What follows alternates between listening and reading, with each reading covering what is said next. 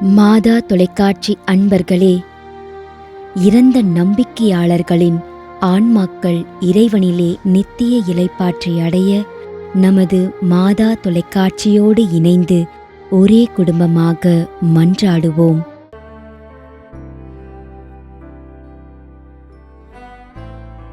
திருமதி மேரி ஹெலன், தர்மபுரி.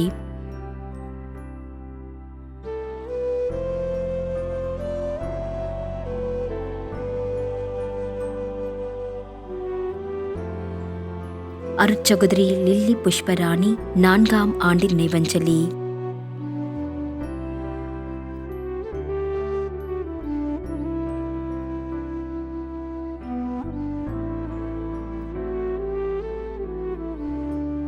சௌரியம்மாள் செல்வநாயகம்.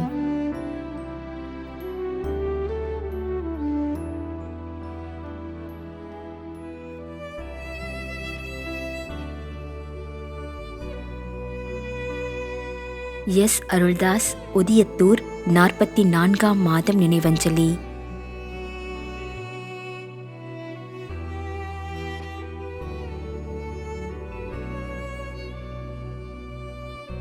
ஏ. தனமேரி, சென்னை.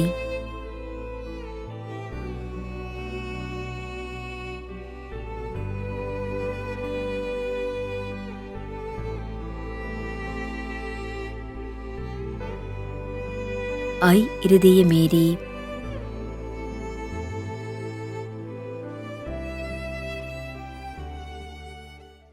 மேலும் யாரும் நினையாத நம்பிக்கையாளர்களின் ஆன்மாக்களுக்காகவும் மன்றாடுவோம். தந்தை, மகன், தூய ஆவியாரின் பெயராலே ஆமென். ஆண்டவருடைய பெயராலே நமக்கு உதவியுண்டு. விண்ணையும் மண்ணையும் படைத்தவர் அவரே. திருவெளிப்பாட்டு நூலிலிருந்து வாசகம். அதிகாரம் 14, இறை வார்த்தை 13. விண்ணகத்திலிருந்து ஒரு குரலை கேட்டேன்.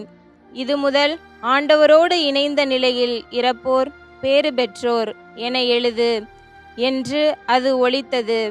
அதற்கு தூய ஆவியார், ஆம், அவர்கள் தங்கள் உழைப்பிலிருந்து ஓய்வு பெறுவார்கள், ஏனெனில் அவர்களின் செயல்கள் அவர்களை பின்தொடரும் என்று கூறினார். ஆண்டவரின் அருள்வாக்கு. இறைவனுக்கு நன்றி. நம்முடைய வாழ்ந்து இறந்து போன இறைவனின் அடியார்களுக்காகவும், மேலும் குறிப்பாக மாதா தொலைக்காட்சி வழியாக நீத்தார் நினைவில் என்று நினைவு கூறும் இறைவனின் அடியார்கள் அனைவருக்காகவும் மன்றாடுவோம். விண்ணுலகில் இருக்கின்ற எங்கள் தந்தையே, உமது பெயர் தூயது என போற்ற பெறுக. உமது ஆட்சி வருக.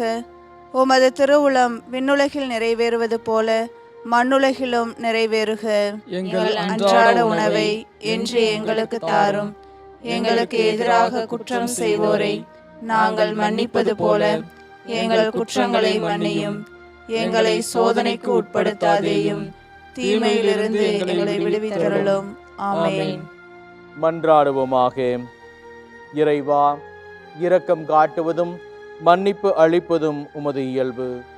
ஆகையால் உமது திருவடிகளுக்கு வந்துள்ள இன்று நாங்கள் நினைவுகூரும் ஆன்மாக்கள் மீது இரக்கம் கொண்டு அவர்களுடைய குடும்பத்தார் மற்றும் மாதா தொலைக்காட்சி குடும்பம் செலுத்தும் ஜெபங்களை ஏற்று அவர்களது குற்றங்களையும் அவற்றுக்குரிய தண்டனையையும் மன்னித்து அமைதியையும் முடிவில்லா வாழ்வையும் தந்திடுமாறு எங்கள் ஆண்டவராகிய கிறிஸ்து வழியாக உம்மை மன்றாடுகிறோம்.